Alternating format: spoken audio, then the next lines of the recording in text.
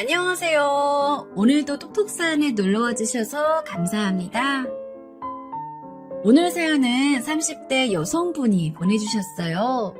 오늘도 두 가지 사연 준비되어 있어요. 나가지 마시고 끝까지 집중해 들어주시고 구독, 좋아요도 함께 눌러주세요. 그럼 바로 시작할게요. 전 톡톡사연의 나미입니다.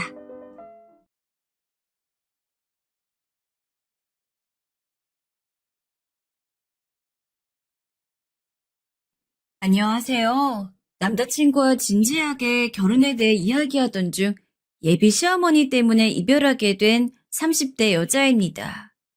드라마에서나 보던 일을 겪게 돼서 이렇게 사연을 보내게 되었네요. 나이가 나이이다 보니 주변에 결혼한 친구들도 꽤 있어요. 그래서 자연스럽게 시어머니나 시댁에 관련된 썰을 많이 듣긴 했는데 제 예비 시어머니만큼 못 되신 분은 없는 것 같더라고요. 제 이야기를 들은 친구들은 하나같이 엄지를 치켜 올리며 너네 시모가 최고다 최고 레전드야 라고 합니다. 남자친구에게 얼핏 듣기로도 시어머니가 보통 분은 아니어서 어느 정도 각오를 하긴 했는데 이렇게까지 무례하고 지긋지긋하게 행동하실 줄은 꿈에도 상상하지 못했네요. 그런 분 밑에서 어떻게 이렇게 순둥순둥한 아들이 나올 수 있는 건지.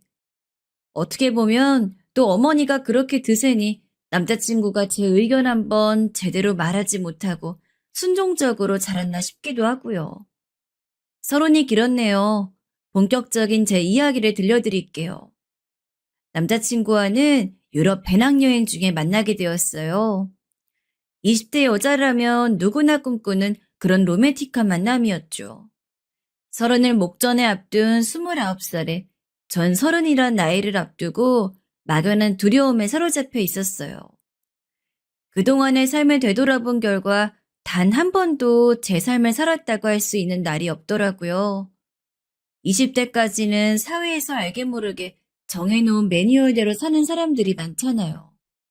20살엔 대학에 가야 한다.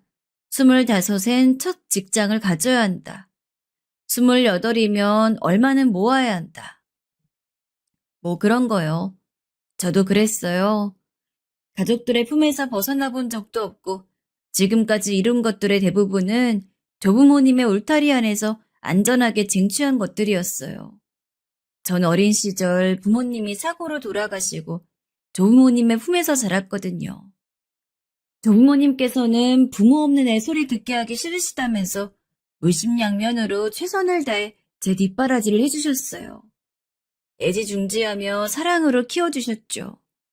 대학 가야 할 때 대학 보내주시고 취업해야 할 때 취업시켜주시고 그러다 어느 날 불현듯 깨달았어요. 간절하게 하고 싶은 일이 없더라고요. 나 이제 30인데 앞으로도 계속 이렇게 살 수 있을까? 아니 살아야 할까? 이젠 사회가 원하는 대로 그저 휩쓸리듯 사는 게 아니라 좀 더 주체적으로 제 인생을 살고 싶었습니다. 그러나 평생을 남들 하라는 대로 살다 보니 어떻게 살아야 할지 막막하고 막연하기만 했어요. 그때 젊은 친구들 사이에서 한참 유행하던 게 유럽 배낭여행이었어요. 일상에서 완전히 벗어나 낯선 곳에서 살아보는 삶. 정말 매력적인 유혹 아닌가요? 그렇게 배낭여행을 다녀온 친구들은 세상을 보는 눈도 넓어지고 어째선지 삶에 대하는 태도에 여유가 넘쳤어요. 비결을 묻는 제 말에도 돌아오는 것은 늘 너도 해보면 알아. 말로는 아무리 설명해줘도 모를걸?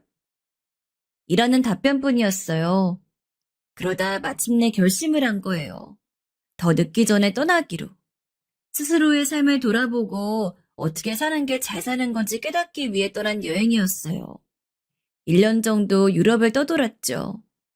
유럽 배낭여행은 오롯이 혼자만의 힘으로 준비한 거였어요.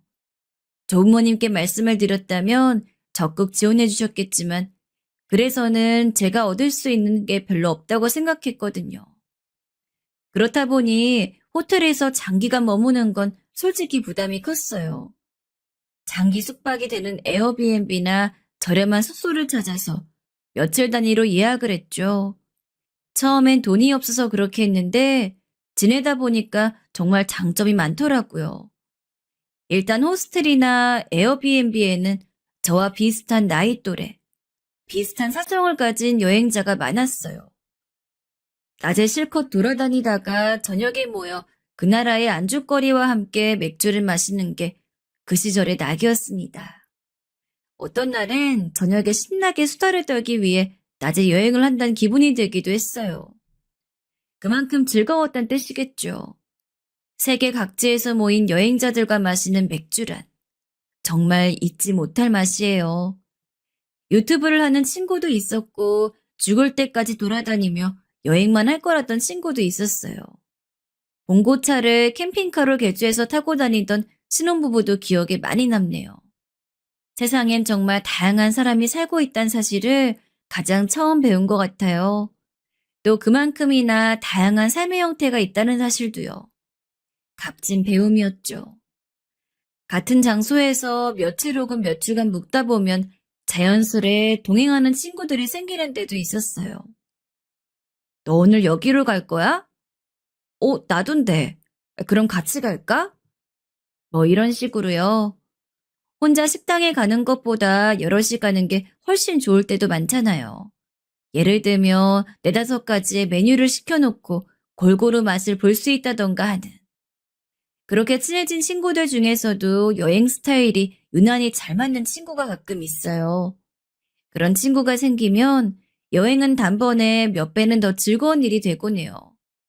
전 유명한 관광지를 돌아다니고 줄 서서 먹는 식당에 가는 것보다 골목 구석구석을 둘러보는 여행을 더 좋아하거든요. 여행자들은 잘 찾지 않는 현지인만 아는 골목이나 카페, 식당에 가는 거예요. 꼭 그 나라에 오늘 막 이사 온 사람처럼요. 살아보는 여행. 이게 제 여행의 모토였어요. 그런 소소한 여행을 함께 즐겨주는 일행이라니 너무 멋지지 않나요? 남자친구와는 비엔나에서 처음 만났어요. 방금 이야기한 여행 스타일이 유난히 잘 맞는 친구 중에서도 최고였죠. 남자친구에게 첫눈에 반한 건 아니었어요. 우연에 우연히 겹치면서 살며시 스며들었다고나 할까요? 따로 동행을 약속하거나 일정을 공유한 것도 아닌데 자꾸 마주치더라고요. 밝게 닿는 대로 무작정 걸어 도착한 곳에서라든가 현지인들이나 갈 법한 식당에서라든가 인적이 드문 골목에서라든가 그런 일이 여러 번 있었어요. 그게 서로 신기하다면서 밥도 먹고 맥주도 마시다가 어차피 취향도 비슷한 것 같으니 스위스에 있는 동안엔 계속 붙어 다니는 게 어떠냐고 의기투합을 하게 되었죠. 맥주도 마셨겠다, 로맨틱한 곳이겠다. 둘이 그날 어떤 하루를 보냈을진 따로 설명드리지 않아도 아시겠죠? 한착된 남녀가 함께 여행을 하면서 마음이 생기지 않는다면 그게 오히려 더 이상한 일이잖아요. 저희는 머지않아 밤낮 없이 꼭 붙어 다니는 스위스의 단짝 커플이 되었답니다. 그러던 어느 날 남자친구가 제게 조심스레 묻더라고요. 소연 씨는 혹시 여행을 떠난 계기가 있었어요? 저요? 네. 뭐라고 해야 할까? 나답게 살아보고 싶었어요. 사회에서 규범한 내가 아니라 있는 그대로의 나요. 그래서 일단 아무도 나를 모르는 곳에 가서 살아보고 싶었어요. 익숙한 환경에서 완전히 벗어나 보고 싶었고요. 그래야만 진정한 내가 어떤 사람인지 또 어떻게 살아야 할지 알 수 있겠더라고요. 영민 씨는요? 어, 아이, 저도 비슷해요. 저희 어머님이 유별나시거든요. 사실 유별나단 표현으론 부족할 만큼 저를 통제하고 본인 곁에 붙들어 놓고 싶어 했어요. 전 어머니 인생에 딸린 부록 같다고나 할까요? 에이, 그런 인생이 어디 있어요. 그런 거 아니에요, 절대로. 알아요. 적어도 지금은 알아요. 제 인생이 어머니 인생의 부록이 될 수 없다는 사실이요. 그래서 가출했어요. 한국에 있으면 어떻게든 찾아낼 것 같아서. 아예 유럽으로 달아나 버린 거죠, 뭐. 우리는 그날 처음으로 깊은 이야기를 나눌 수 있었습니다. 아무래도 인생에 대한 고민을 하러 떠난 여행이었고, 나이대도 비슷해서 그랬는지, 앞으로 어떻게 살고 싶은지, 어떤 삶이 행복에 가까운 삶인지, 그런 이야기를 많이 하게 되었어요. 그동안의 삶에 대해 터놓고 이야기하는 시간도 자주 갖게 되었고요. 한국을 떠나온 이유가 비슷해서 더 끌렸습니다. 결국 남자친구나 저나 모두 주체적인 삶을 살고 싶다는 거잖아요. 연애 초반부터 진지한 이야기들을 많이 나눈 덕분이었을까요? 3개월 만에 방황을 끝낸 남자친구가 한국으로 귀국해 장거리 연애가 되었음에도 헤어지지 않고 5년을 더 만났어요. 물론 저도 남자친구가 보고 싶은 바람에 몇 개월 안 돼서 귀국을 하게 되었어요. 남들은 아무리 좋아 죽어도 여행 중에 오히려 싸우고 헤어지기도 한다는데 유럽 여행을 하다가 만나 그 힘든 장거리 연애까지 견딘 저희가 정말 운명인가 보다 싶었어요. 20대의 끝자락에 만나 5년을 연애하다 보니 어느새 저희는 30대 중반이 되었습니다. 그리고 어김없이 주변 어른들로부터 슬슬 결혼의 압박이 들어오기 시작했어요. 저희는 대수롭지 않게 생각했죠. 때 되면 자연스럽게 하겠거니 느긋하게 생각한 거예요. 사실 지금의 생활도 너무 만족스러워서 딱히 결혼을 서둘러야겠다는 생각하지 못했던 것 같아요. 물론 결혼을 한다면 무조건 남자친구와 해야겠다는 확신은 어느 정도 있었지만요. 느긋한 저희와는 다르게 주변 사람들은 조금씩 안달이 나는 모양이었어요. 저희 조부모님께서도 지금 만나는 사람과 함께 살 집은 생각해봤냐며 빙빙 돌려 결혼의 의사를 확인하시더라고요. 남자친구도 내색은 하지 않았지만 부모님으로부터 압박을 많이 받는 모양이었어요. 지금에 와 생각해보면 제가 스트레스를 받을까봐 오빠가 일부러 그런 이야기를 자세히 전해주지 않은 건 아닐까 싶네요. 요즘 말이야, 할아버지 할머니가 틈만 나면 오빠랑 결혼할 생각 없냐고 물어보시더라. 아무래도 나이도 있고 하니까 하루라도 빨리 내가 결혼하는 모습이 보고 싶으신가 봐. 더 나이 드시기 전에 내가 독립하는 게 마음 편하실 테니까. 오빠는 어때? 별말 없으셔? 우리 집은 만나는 사람이 있다고 하니까 결혼할 사람이냐고 묻는 정도지 뭐. 그냥 알아서 하겠다고 했어. 몇 번 이야기해서 알지? 우리 어머니 유별난 거. 소연이 마음고생 시키고 싶지 않아. 저도 연애의 끝이 결혼이라고 생각하는 사람은 아니었고, 결혼은 인생을 충분히 즐기고 난 후에 해도 좋겠다고 생각하는 사람이라서 오빠의 태도에 크게 신경 쓰지 않았어요. 오빠와 이렇게 연애하는 것만으로도 충분히 안정적이고 행복했거든요. 게다가 오빠의 어머니, 그러니까 예비 시모의 성격에 대해 오빠로부터 자주 들어와서 저도 걱정이 되지 않는 건 아니었어요. 이야기만 들어보면 뭐랄까, 남자친구의 어머니는 오빠를 게임 속 캐릭터처럼 어떤 틀에 가둬놓고 일일이 컨트롤하고 싶어 하는 것 같았습니다. 이건 안 돼, 이쪽으로 가. 이것도 안 돼, 저쪽으로 가. 이런 식으로요. 그걸 견디다 못한 오빠가 유럽으로 몇 달간 가출을 감행하고 나서야 조금 자유로울 수 있었다고 해요. 그러니까 우리의 사랑은 오빠의 도피 여행으로부터 시작된 셈이죠. 오빠가 학생일 땐 그 정도가 더 심했대요. 어느 한 시기에 그랬던 게 아니라 초등학교부터 대학교를 졸업할 때까지 쭉 그러셨대요. 학기가 끝날 때마다 요즘 알고 지내는 친구들의 목록을 쭉 뽑게 하고 그 친구들과 얼마나 친한지 A부터 D까지 등급을 매기게 했대요. 각자의 성적과 사는 동네, 전화번호까지 적게 했다나요? 너무 당당하게 요구하셔서 오빠는 모두가 당연히 친구 리스트를 만들어 부모님과 공유하는 거라고 생각했대요. 남자친구의 어머니는 그 리스트를 보고 직접 연필로 줄을 그어가며 만나면 안 될 친구와 친하게 지낼 친구를 정해주었다고 해요. 정말 소름 돋죠? 구독자분들은 어떻게 생각하세요? 전 이 이야기를 듣고 정말 온몸에 소름이 돋더라고요. 결혼이든 연애든 우리 둘만 행복하면 된다고 암묵적인 합의를 보고 지내던 우리가 결혼을 생각하게 된 건 한 달 전 남자친구 어머니의 전화 때문이었어요. 평소 남자친구가 옆에서 통화를 하든 메시지를 보내든 꼬치꼬치 캐묻는 편은 아니었는데 그날따라 예민한 남자친구가 걱정돼서 왜 그러냐고 묻지 않을 수가 없더라고요. 엄마, 저 만나고 있는 사람이 있다고 몇 번을 말씀드려요. 예? 때 되면 저희가 알아서 할게요. 대체 왜 그러세요, 진짜? 무슨 일이야? 왜 그래, 오빠? 슬슬 결혼을 체근하신다는 건 알았지만 오빠가 이렇게 격하게 반응하는 걸 보니 제가 모르는 무슨 일이 있는 것 같더라고요. 아, 아니야. 별일 아니니까 신경 안 써도 돼. 미안.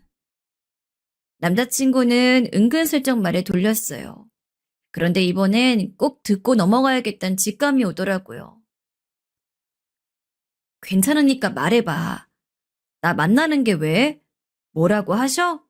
나 마음에 안 드신데?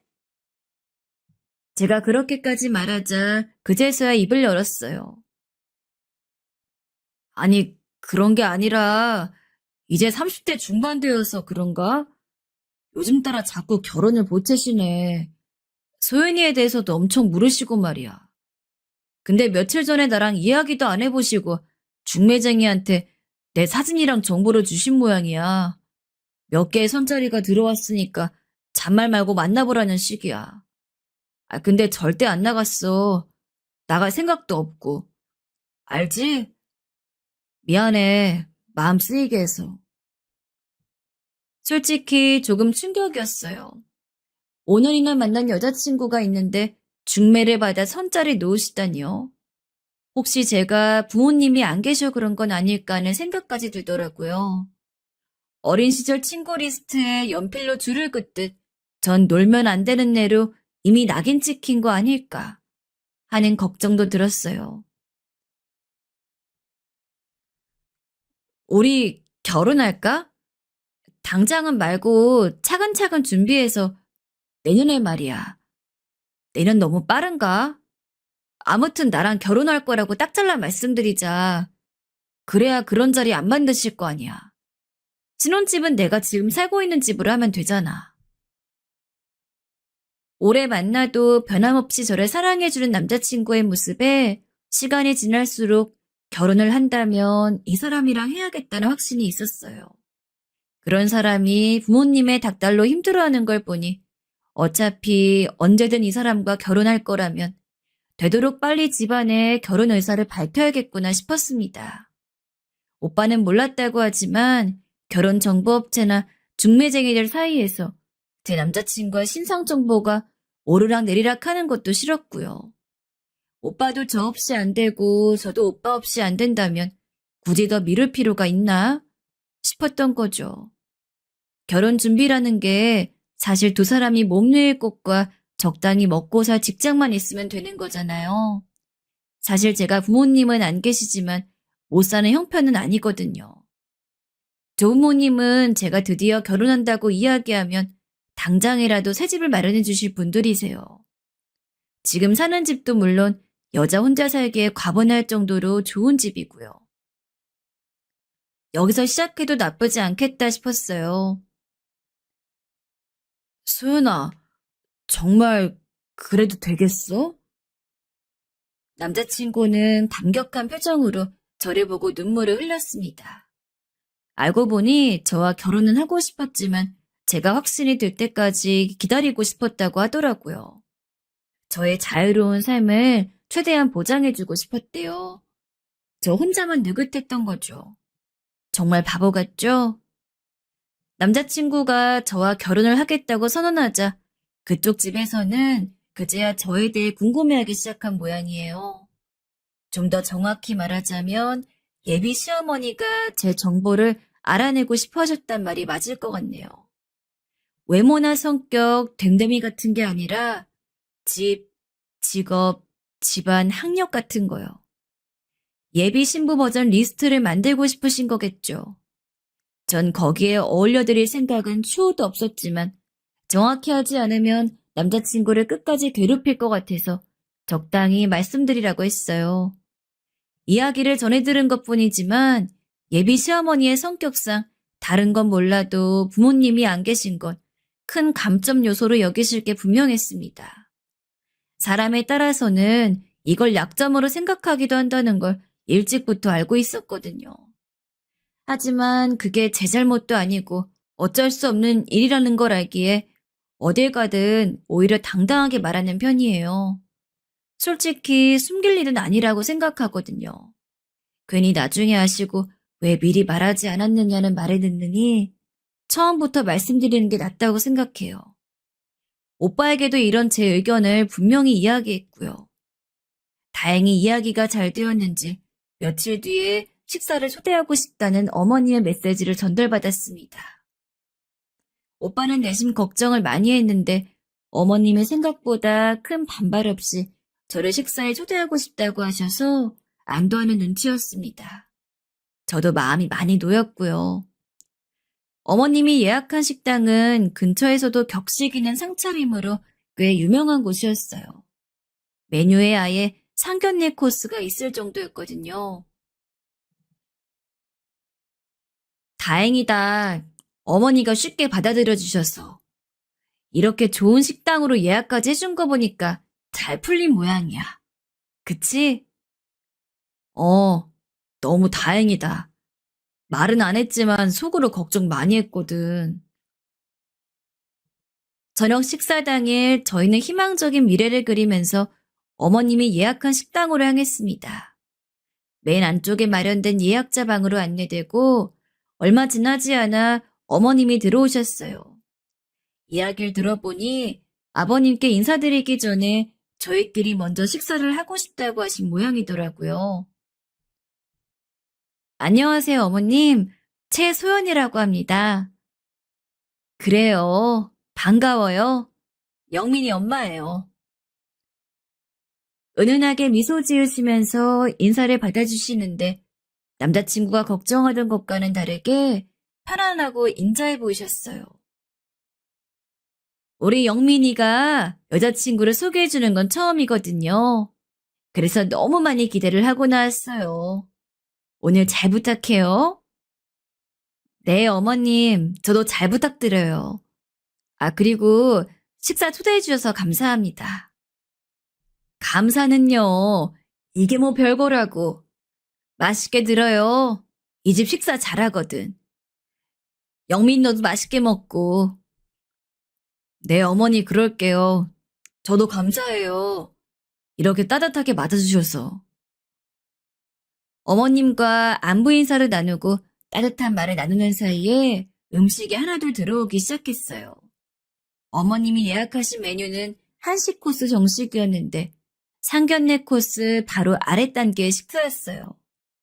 여러모로 의미 있는 선택이었다고 생각해서 기분이 좋아지더라고요. 듣자하니 우리 영민이랑 유럽에서 만났다고요? 네, 어머님. 스위스에서요. 벌써 5년이나 지났네요. 그때 우리 영민이 때문에 어찌나 마음고생을 했던지. 아유, 말도 마요. 혹시 이야기했나요? 말도 없이 유럽으로 떠나버린 거요. 우리 아들이라지만 참 배포도 남달라요. 남들은 기껏 가출해봐야 동네 근처에서 어슬렁거리는 게 다인데. 안 그래요? 남자친구는 어머님의 말에 조금 당황한 것 같았지만 전 분위기가 나쁘지 않다고 생각했어요. 그냥 위트 있게 분위기를 잘 풀어주신다고 여겼거든요. 식사도 맛있었어요. 기대 이상이랄까요? 어머님은 식사가 들어오는 족족 남자친구와 저를 챙겨주셨습니다. 그 모습을 보고 있자니 마음이 놓이고 참 다행이다 싶었어요. 오빠, 우리 괜히 걱정했다, 그치? 식사를 마치고 나오면서 남자친구에게 이야기했어요. 남자친구도 뭐가 뭔지 얼떨떨한 표정을 하고 있더라고요. 그러게. 내가 아는 우리 어머니는 절대 이런 사람이 아닌데, 낯설어. 뭐야, 지금? 어머님이 내게 잘해주셔서 불만이라는 거야? 전 긴장된 분위기를 풀기 위해 농담을 건넸어요. 그제야 오빠도 웃으면서 대꾸를 하더라고요. 아니, 그런 건 아니지. 너무너무 다행이야. 마음 졸였거든. 고마워. 많이 긴장했지? 사랑해. 나도 사랑해, 오빠. 어머님이 나 마음에 들어 하시는 것 같지? 그런 것 같더라. 다행이야, 정말. 그땐 몰랐죠. 남자친구의 어머님이 어떤 사람인지를요. 그렇게 안도하고 있을 때 그 일이 벌어졌어요. 며칠이나 지났을까요? 제 번호는 어떻게 하셨는지 전화가 오더라고요. 나 영민이 엄마예요. 소연 씨 번호 맞죠? 영민이한텐 나랑 통화했다고 말하지 말고 그때는 영민이가 앞에 있어서 내가 제대로 말하지 못했는데 부모님이 안 계시다고요? 만나보니 아가씨 사람 참 좋은 거 알겠어요. 아가씨가 잘못했다거나 나쁘다는 건 아닌데 우리 영민이랑은 수준이 좀 안 맞는 것 같아요. 영민이 아빠도 그렇고 나도 그렇고 집안을 좀 중시하는 편이에요. 가정교육이라는 게 무시 못하잖아요? 내 말 무슨 말인지 알죠? 좋게 좋게 말할 때 우리 영민이랑 헤어져줘요. 5년이면 충분히 만났잖아. 이젠 각자 결혼할 사람 만나야죠. 소연 씨도 이제 어린 나이가 아닌데 본인한테 어울리는 남자 만나 결혼 준비하지 않겠어요? 식사는 너무 고마워하지 않아도 돼요. 그래도 우리 영민이랑 5년이나 만나줬는데 맛있는 저녁 한 번은 사주고 싶었어요. 그럼 알아들었다고 생각하고 이만 끊을게요. 다짜고짜 전화를 하셔서는 본인 할 말만 숨도 안 쉬고 말씀하시는데 어찌나 말을 쏟아내시는지 기가 다 질리더라고요. 그리고는 제가 뭐라고 대꾸하기도 전에 끊어버리시는데 와, 이거 꿈인가 싶을 정도로 순식간에 벌어진 일에 입이 다물어지지 않더군요. 며칠 전에 본 사람이 맞나 싶었어요. 제 앞에서는 정말 아무런 내색도 하지 않으셨거든요. 아, 제 앞이 아니라 남자친구의 앞이라서 내색하지 않으셨던 거겠죠? 어찌나 황당하고 어이가 없던지 다짜고짜 전화하셔서는 수준이 어떻고 가정교육이 어떻고 하는 소리 들을 줄은 꿈에도 몰랐네요. 이렇게 대놓고 헤어져라 마라 예의 없이 말하실 만큼 상식이 없는 분인지는 꿈에도 몰랐고요. 저도 참 사람 보는 눈 없죠. 솔직히 남자친구의 어머님과의 통화는 최악이라는 말로도 다 표현이 안 될 만큼 최악이었어요. 할 수 있으면 결혼 같은 거 하지 않고 남자친구랑 둘이 평생 살고 싶을 정도로요. 그런데 어떻게 그럴 수 있겠어요? 남자친구를 사랑하니까 감수해야죠. 단점이 전혀 없는 사람이라고 생각했는데 전혀 생각하지 못한 곳에서 이런 커다란 벽을 마주하니 좀 당황스럽긴 했네요. 해서 이런 마음을 남자친구에게 진솔하게 털어놓았어요. 함께 헤쳐나갈 일이라고 생각했거든요. 미우나 고우나 남자친구의 어머님이고 결혼하면 계속 배워야 할 뿐인데 제가 모자 사이를 갈라놔서 뭐 좋을 게 있나 싶었습니다.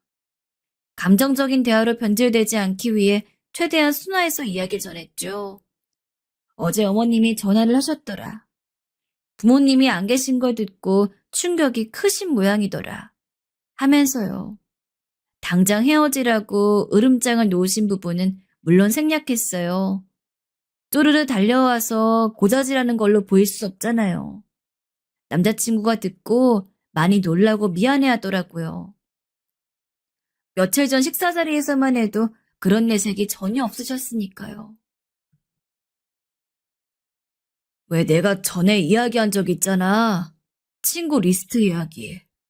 그때도 어머니는 내가 놀아도 되는 친구와 놀면 안 되는 친구를 본인 마음대로 정해주셨어. 내가 말을 잘 들으면 별일이 없었지만 놀면 안 되는 친구와 놀다 걸리기라도 하는 날엔 큰 사단이 났었지. 그 친구에게 직접 전화해서 나랑 놀지 말라고 했다나?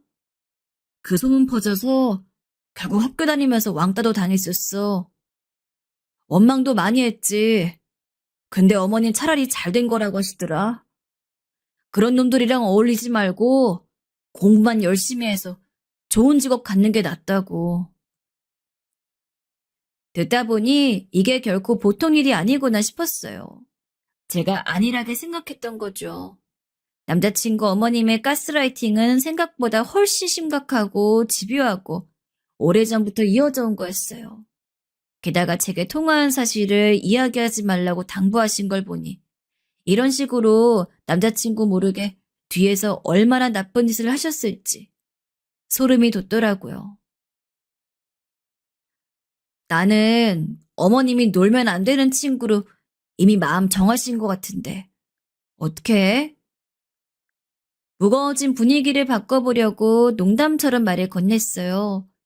오빠는 평소처럼 농담을 받기는커녕 더욱 미안한 표정을 짓더라고요.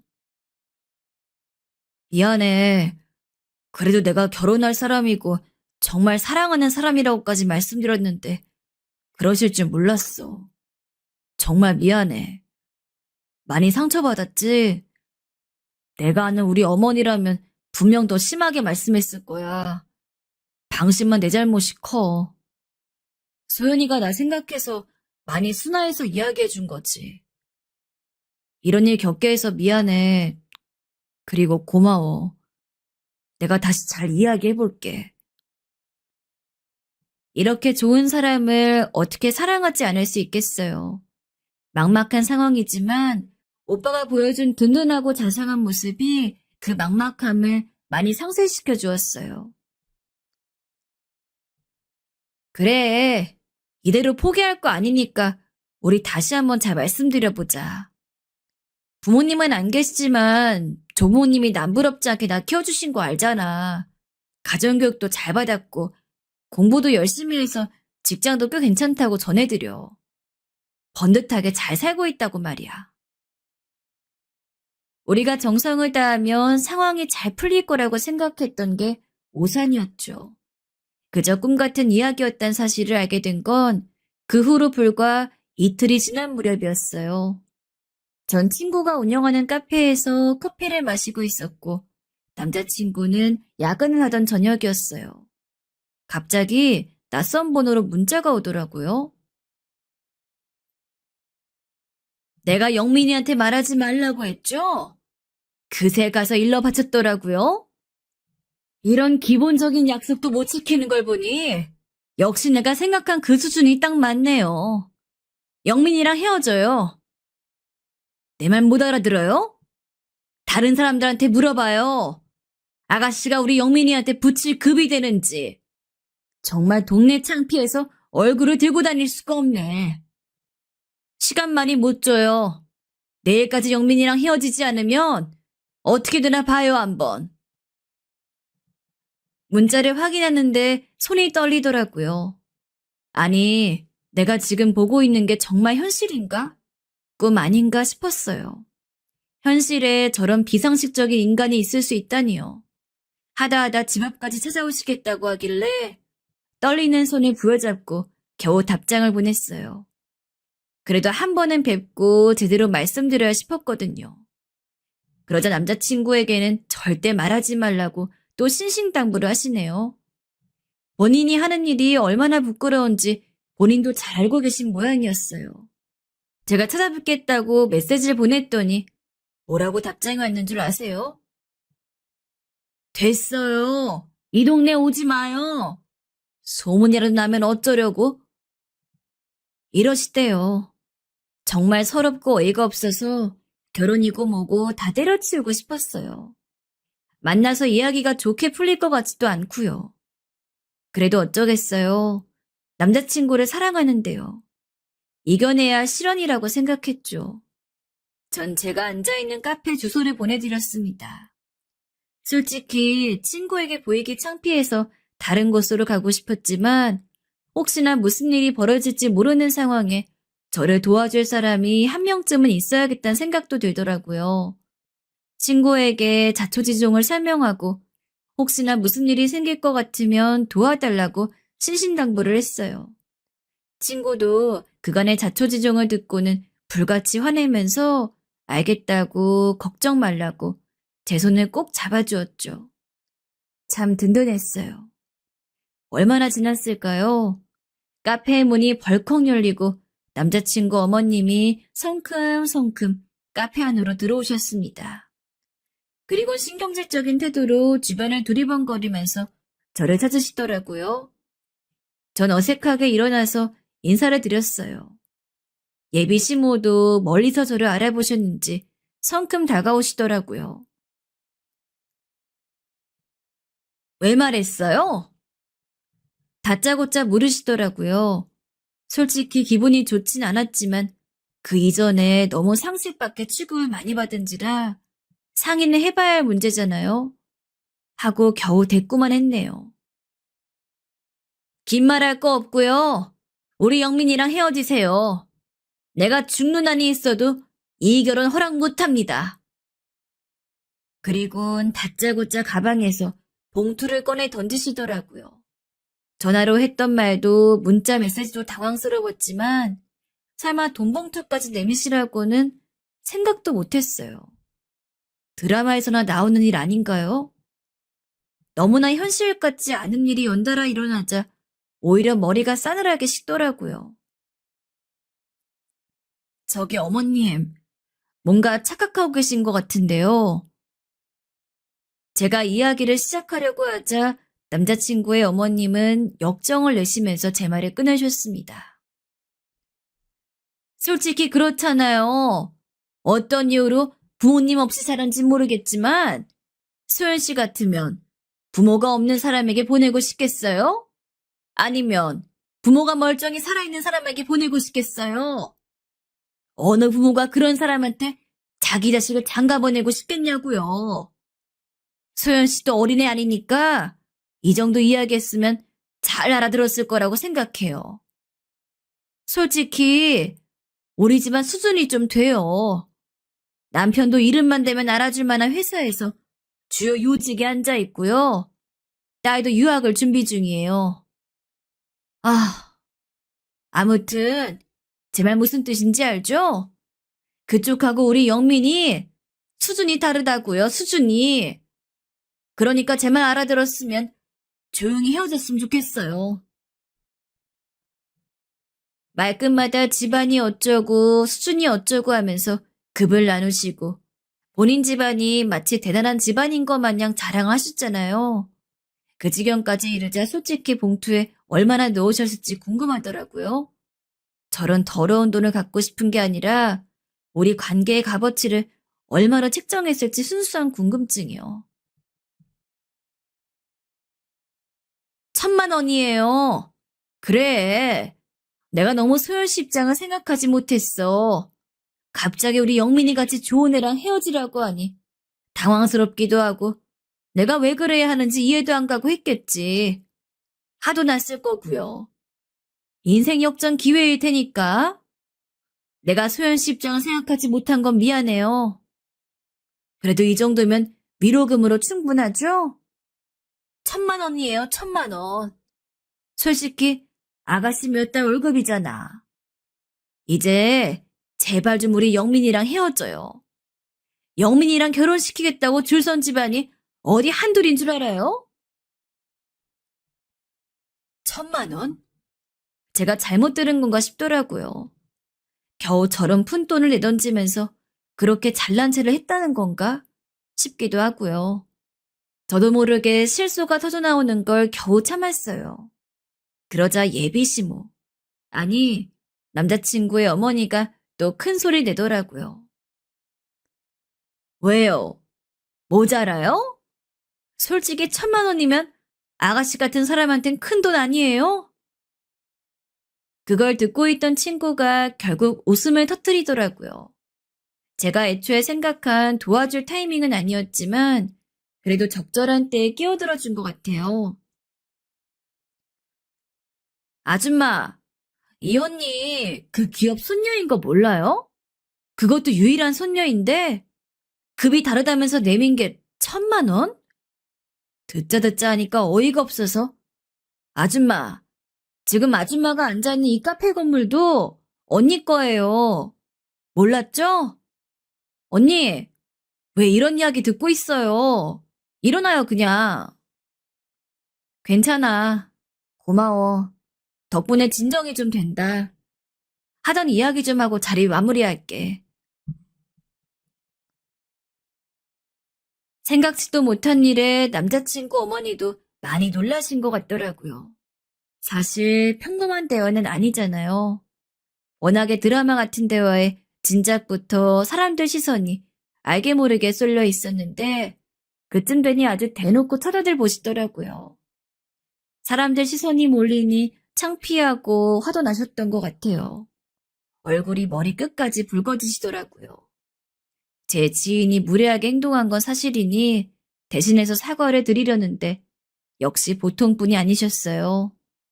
그 기업 손녀인 게 벼슬은 아니라지만 그래도 저희 집을 무시하면서 했던 말들을 창피하지 않으실까 생각했는데 오히려 더 큰 소리 내시는 게 아니겠어요? 기업 손녀라고? 허, 참. 이 건물이 아가씨 거라고? 영민한테 그런 이야기 들은 적 없는데? 완전히 금시초문이라고. 지금 누구 놀리는 거예요? 못났으면 못났다고 죄송하다고 빌비기어도 모자랄 판에 친구까지 불러서 사기를 치려고 해. 그런다고 내가 아이고 귀한 집 따님 몰라봐서 미안해요 하면서 결혼 허락해 줄 것 같았어? 사람 완전히 잘못 봤다 이거야. 사기를 치려거든 통할 만한 사람한테 나가서 치라고. 어지간하면 좋게 좋게 이야기하고 끝내려고 했는데 끝까지 저렇게 상식밖의 모습을 보여주시니까 저도 더는 이성적으로 대꾸할 수가 없더라고요. 아무리 남자친구를 사랑해도 이건 아니다 싶었어요. 도저히 저런 사람과는 가족이 되고 싶지 않았습니다. 아주머니, 저도 아주머니 같으면 며느리로 들어갈 생각 없네요. 네, 헤어질게요. 오빠가 만나달라고 애걸복걸해도 헤어질 테니까 이제 그만 연락하세요. 연락처 지우시고 다신 찾아오지 않으셨으면 좋겠네요. 아, 그리고 봉투는 도로 챙겨가세요. 이런 푼돈에 팔 싸구려 자존심 같은 거 없어요. 그리곤 자리에서 일어나 버렸어요. 친구에게 인사를 건네고 카페 문을 나서는 동안에도 끝까지 빽빽거리면서 악을 쓰시더라고요. 애걸복걸? 누가 애걸복걸을 해? 우리 영민이 만나고 싶던 여자애들이 한둘인 줄 알아? 잘난 아들 마음껏 놀아보라고 누굴 만나든지 신경을 안 썼더니 어디 저런 천박한 애를 5년이나? 아유, 내 팔자야. 눈물이 나더라고요. 부모님이 없단 이유 하나만으로 이렇게 천대를 받아도 되는 건지. 절 애지중지 키워주신 조부모님께 너무 죄송스러웠어요. 어디 가서 이런 취급받지 않게 하시려고 얼마나 아끼고 사랑해 주셨는데. 전 그 길로 백화점에 들려 조부모님께서 좋아하시는 위스키와 안줄거리를 샀어요. 그리고 남자친구에게는 장문의 메시지로 이별을 통보하고 핸드폰을 꺼버렸네요. 만나서 이야기할 자신은 없었거든요. 비겁한 행동이었지만 오빠를 보면 그 여자가 생각날 것 같았어요. 제가 당한 거에 비하면 이 정도는 굉장히 예의를 지킨 행동이라고 생각해요. 그렇게 우린 이별하게 되었습니다. 남자친구의 탓이 아니라는 건 너무나도 잘 알지만 어쩌겠어요. 저런 시어머니에게 시달리지 않으려면 헤어지는 수밖에 없잖아요. 더 이상 저희 조부모님께 불효할 수도 없는 노릇이고요. 충분히 해볼 만큼 해봤다고 생각해요. 솔직히 저런 취급을 받고 계속 만날 수 있는 게 이상한 거 아니겠어요? 설령 결혼을 했다고 해도 그런 취급은 저를 평생 따라다닐 텐데요.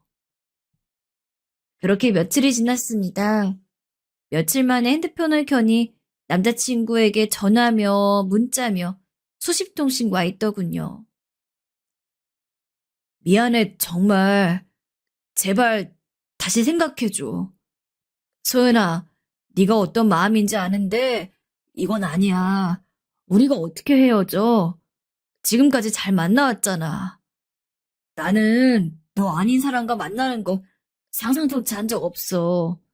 우리가 아닌 이유로 헤어질 수 없잖아. 다른 방법을 생각해보자. 우리 같이 유럽에 나가 살까? 우리가 한없이 자유로웠던 그때처럼 말이야. 나 요즘 집 나와서 지내고 있어. 어머니 얼굴 보기만 해도 너무 화가 나. 진작 이렇게 했어야 했는데 너에게 상처를 준 뒤에야 이렇게 집을 나왔네.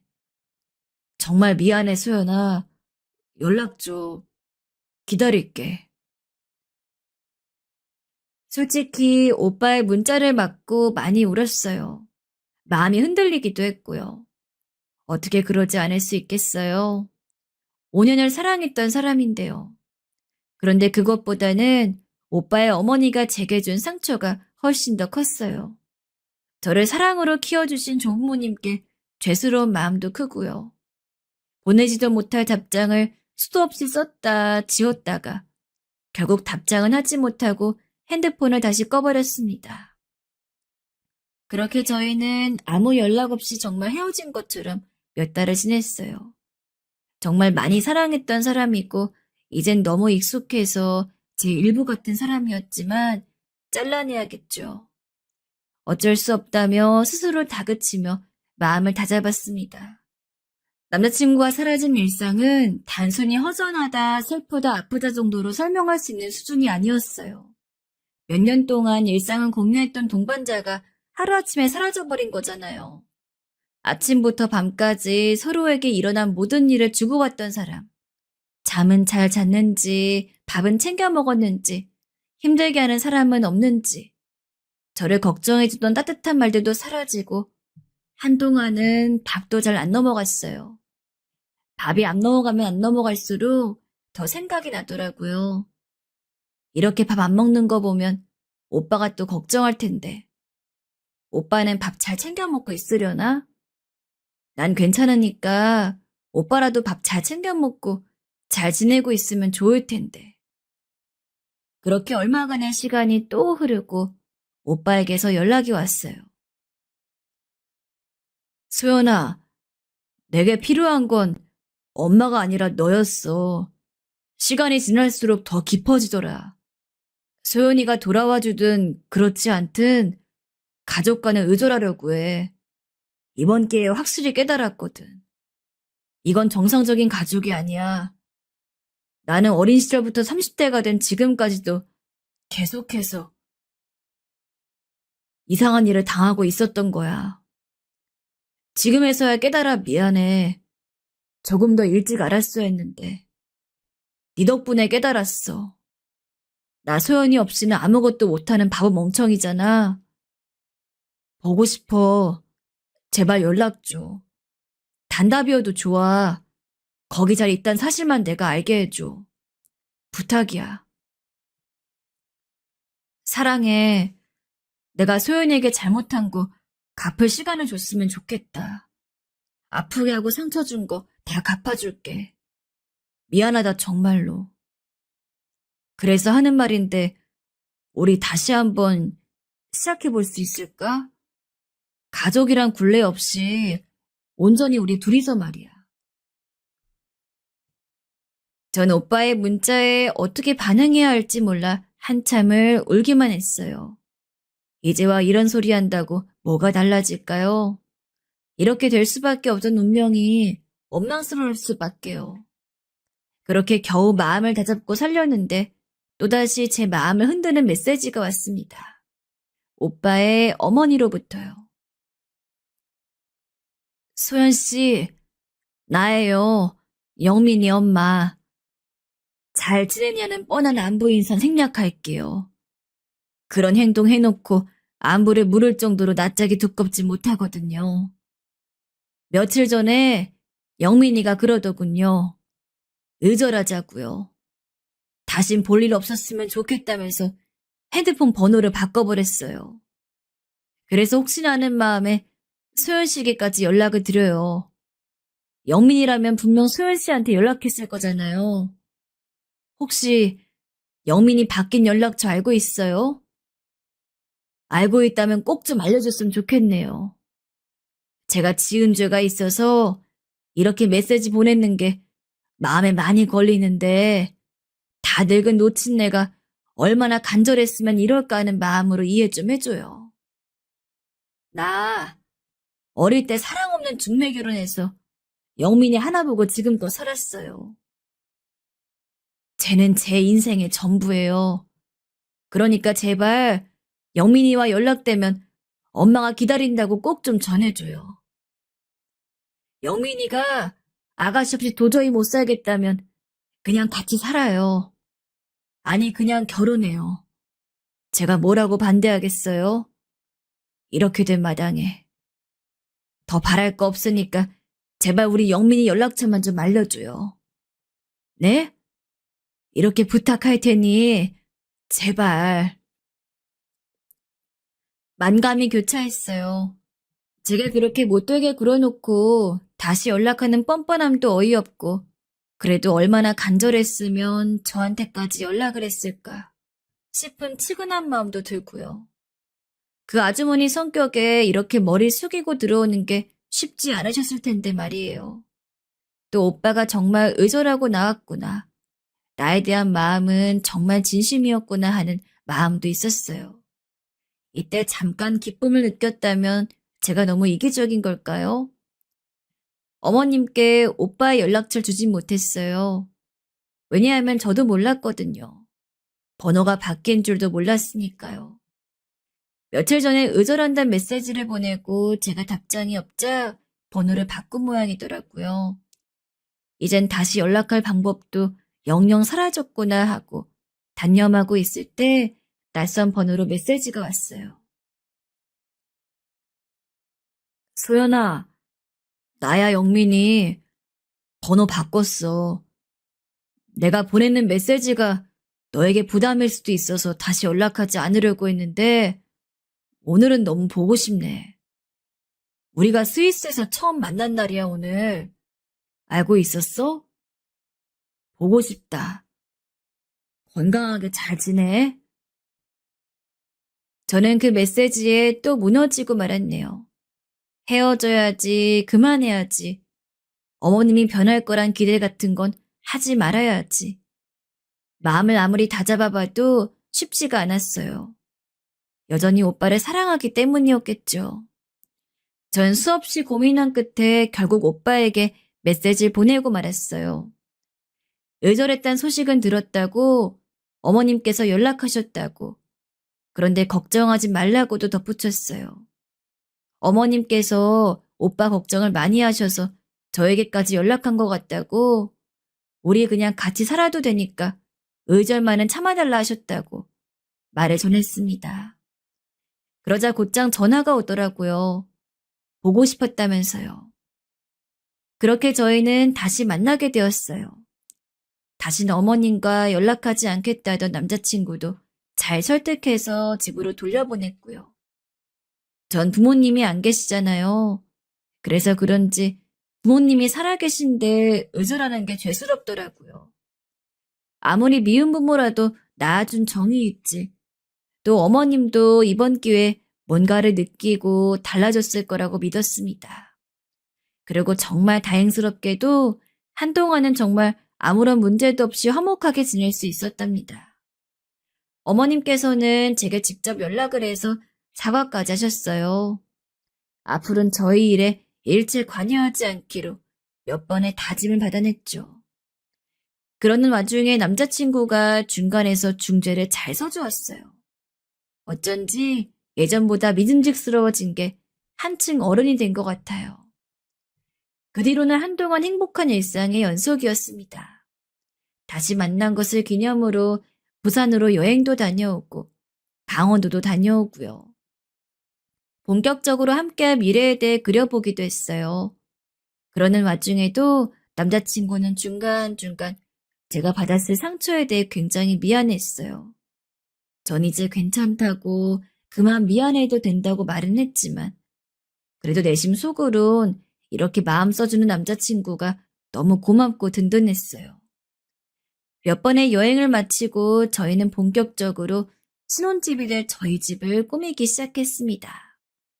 어지간한 살림살이나 가구는 이미 다 갖춰져 있었기 때문에 따로 대단한 걸 살 필요는 없었고 남자친구의 짐들을 추리는 게 일이었어요.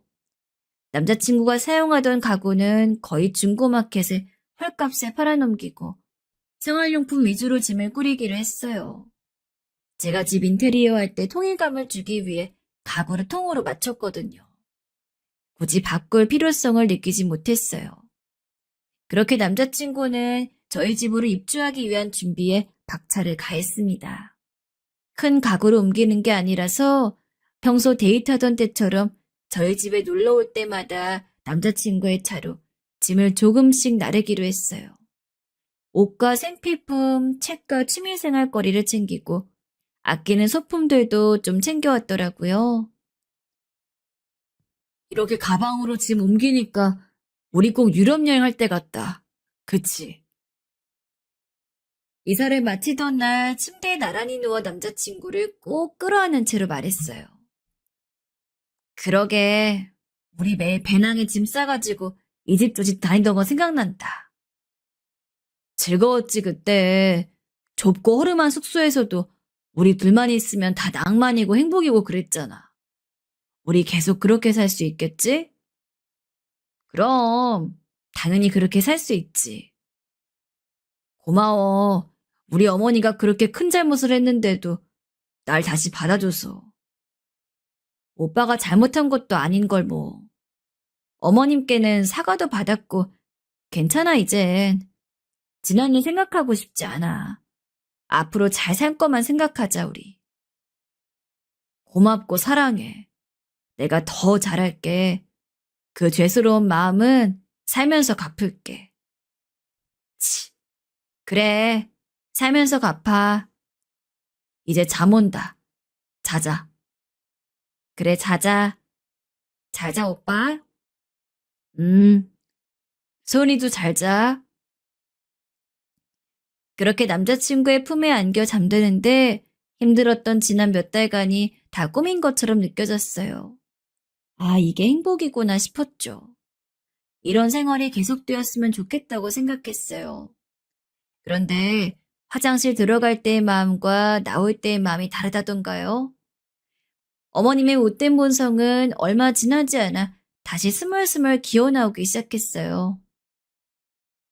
얘, 우리 영민을 너무 손에 쥐고 사는 거 아니니? 어떻게 우리 착한 애가 의저까지 생각하게 했는지 참 대단하다. 그렇게 남자를 휘어잡고 무기처럼 휘두르면 못 써. 영민의 인질 삼아 협상하다니 너무 추잡하다는 생각 안 드니? 어차피 연락 끄는 것도 다 네 머리에서 나온 쇼였지? 내 우리 영민이 생각해서 둘 사이에 더 이상 끼어들지 않겠다만 너무 우라통이 터져서 이 말은 꼭 해야겠다 얘. 너 그러고 살면 못 써. 답장은 하지 말렴. 우리가 직접 보는 일은 최대한 없었으면 좋겠구나. 명절에도 넌 오지 말고 우리 영민이만 보내. 너도 좋지? 명절이라고 가족들 비위 맞추고 힘들게 제사 음식하지 않아도 되니까 말이야. 그룹 유일한 손녀라니까. 우리 영민이 고생시킬 일 없겠네. 알아서 잘들 준비해봐 한번. 얼마나 잘 사나 내가 지켜볼 테니까. 너무 어이가 없어서 이 메시지엔 답장도 못했네요. 제가 오빠를 시켜서 의절하는 쇼를 했다고 생각하시는 모양이에요. 자기는 다 알고 그럼에도 불구하고 그냥 넘어가 주겠다는 저 태도가 너무 속 터지고 답답하네요. 아무리 남자친구를 사랑해도 이건 아니겠죠.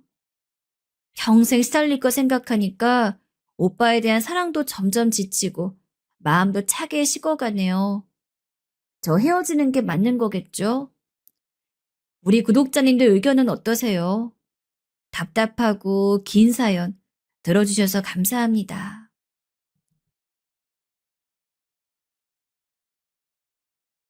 안녕하세요. 전 55살 서울에 사는 노봉수라고 합니다. 사실 이 사연 채널에 사연을 보내게 된 건 얼마 전 제게 일어난 기적 같은 일 때문입니다. 그리고 이 일을 여러분과 함께 나누고 싶어 사연을 보내게 되었습니다. 긴 이야기지만 부디 꼭 들어주신다면 참으로 감사하겠습니다. 지금이야 전 좋은 안에 여유로운 경제 여건 안에서 나름 괜찮은 삶을 보내고 있지만 20대 후반 때만 해도 전 시골에서 월세 5만 원 하는 곳에서 살고 있었습니다. 그 당시 전 미래도 없고 꿈도 없이 그저 노가다를 뛰면서 하루살이처럼 살곤 했어요. 일을 하고 돌아오면 술을 먹고 그 다음날 또 일을 나가고 또 술을 먹고 하는 일상의 반복이었죠. 하지만 제가 원래 그런 놈은 아니었습니다. 그전까진 저도 나름대로 꿈이라는 게 있었던 놈이었어요. 사랑하는 여자가 있었고 언젠가 이 여자와 함께 할 미래를 꿈꿨습니다. 이 여자에게 좋은 것만 해주고 싶었고 그러기 위해선 많은 돈을 벌어야 한다는 것도 알았죠. 그래서 아버지가 늘 제게 해주시던 말씀처럼 자신감을 가지고 열심히 하루하루를 살아가고 있었습니다. 그러던 어느 날 전 친구놈에게서 사업제를 받게 되었어요. 저와 설계사무소를 차리던 제이였습니다. 그 친구는 고등학교 동창이었는데 어렸을 때부터 친한 친구였지만 저와는 달리 동네에서 인정하는 수재였고 뭘 해도 똑부러지게 해내는 놈이었습니다. 그래서 친구 옆에 서면 비교를 당할 만큼 사람들이 친구를 보면 모두 크게 된 놈이라 말하곤 했어요. 저도 왠지 모르게 그런 친구가 한 말이니 더욱 신뢰가 갔습니다. 그리고 가슴이 울렁거리면서 문득 기회란 생각이 들었습니다. 제가 사랑했던 여자는 지금 회사도 안정적인데 굳이 그런 모험을 해야 하냐고 저를 말렸지만 전 욕심이 앞서 제 의견을 강하게 밀어붙였어요. 만약 이 사업이 성공하면 강남의 좋은 아파트에서 너와 신혼집을 꾸릴 수 있을 거라고 내가 보란 듯이 보여주겠다고요. 그러자 미정인 확신 어린 제 말에 뭐라 하지 못했고 결국 제 선택을 믿어주었습니다. 그리고 전 속전속결로 대출까지 해가며 친구와 사무소를 차리기 시작했어요. 하지만 인생이 내게 이래도 될까 싶을 정도로 결과는 참혹하고 잔혹했습니다. 친구와 차린 사무소는 6개월이 되지 않아 쫄딱 망했고 심지어 절친했던 선배에게 사기까지 당해 빚을 지게 되었습니다. 믿었던 친구는 무책임하게 나 몰라라 잠수를 타버렸고요. 전 빚쟁이들에게 하루에도 수없이 머리를 조아리고 조금만 기다려달라 구걸했습니다. 그리고 빚을 청산하기 위해 하나뿐인 아버지에게까지 손을 벌려야 했습니다. 정말 이루다 표현할 수 없을 정도로 비참했어요. 하지만 저를 더 절망에 빠뜨린 건 여자였습니다. 제가 사랑했던 여자는 어느 날 절 커피숍으로 불러내었어요. 전 미정이가 왜 절 여기로 불러낸지 알 것 같았지만 두려워서 짐짓 아무것도 모르는 척하고 있었죠. 그런데 미정이가 어렵게 입술을 떼었습니다. 미정이는 더 이상 저와 미래를 꿈꿀 수 없을 것 같다고 말했습니다. 결혼은 현실인데 전 너무 일도 잘 벌리고 그런 저를 믿고 살기엔 너무 불안할 것 같다고요. 전 미정이 붙잡지 않았습니다. 마음속으론 이 커피숍에 오기 전까지 다시 한번 생각해 봐달라고, 내가 잘못했다고, 나 다시 분명 재기할 수 있다고, 네가 날 믿어줘야 한다고 수백 번 연습했지만 미정이의 말을 듣는 순간 어떤 마음 하나가 쿵 소리내며 떨어지는 게 느껴졌어요. 그리고 미정이를 여기서 그만 놓아야 한다는 생각이 들었습니다. 제가 아무 말이 없자 미정인 저와 더 이상 눈을 마주칠 수 없었는지 그 길로 뒤도 돌아보지 않고 나가버렸습니다. 그리고 전 오랫동안 식은 커피와 함께 커피숍에 남겨졌고요. 그때 서울의 화려한 자동차 불빛들이 제 눈에 들어왔습니다. 눈을 찌를 듯이 빛나고 있는 그 불빛들은 아름다웠지만 동시에 잔혹하게 느껴졌습니다. 그리고 저는 마음먹었어요. 사라지자고요. 아무도 절 찾을 수 없는 곳으로 가자고요. 이 지긋지긋한 서울을 떠나 화려한 도심을 떠나 그냥 하루살이처럼 살 수 있는 곳으로 가자고요. 그래서 전 그 길로 뭐에 홀린 듯이 짐을 챙겼고 현금만 챙겨선 월세가 싼 방을 찾아 무작정 시골로 내려왔습니다. 시골에 오니 좋은 게 있었다면 보고 싶지 않은 사람을 안 봐도 된다는 거, 상처를 복귀하지 않아도 된다는 거였습니다. 도심은 제게 너무도 큰 상처를 준 곳이었습니다. 성공에 대한 환상을 꾸게 했고 제 자신에 대한 말도 안 되는 거품을 만들어 주었지만 그 거품이 꺼지는 순간 전 벌거벗은 맨몸이 되어버렸고 제 옆에 남은 건 아무것도 없었어요. 하지만 이곳에 오니 적어도 저는 그저 미래 걱정, 내일 걱정할 필요 없이 살 수 있었습니다. 그러던 어느 날 제 인생을 통째로 바꾼 한 소년을 만나게 되었어요.